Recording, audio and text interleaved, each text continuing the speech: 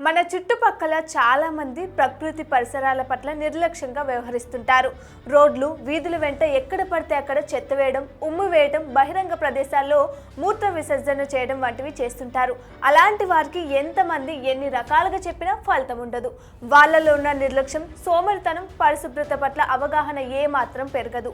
అలాంటి వారికి మనం చెప్పే మంచి కనీసం వారి చెవుల్లోకి కూడా చేరదు.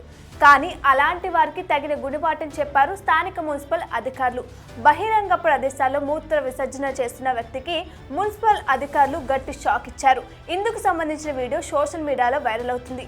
ఈ వీడియోలో ఒక వ్యక్తి రద్దీగా ఉన్న రోడ్డు పక్కనే బహిరంగంగా మూత్ర విసర్జన చేస్తున్నాడు. అంతలోనే అటుగా వచ్చిన మున్సిపల్ సిబ్బంది అతనికి ఊహించని ట్విస్ట్ ఇచ్చింది.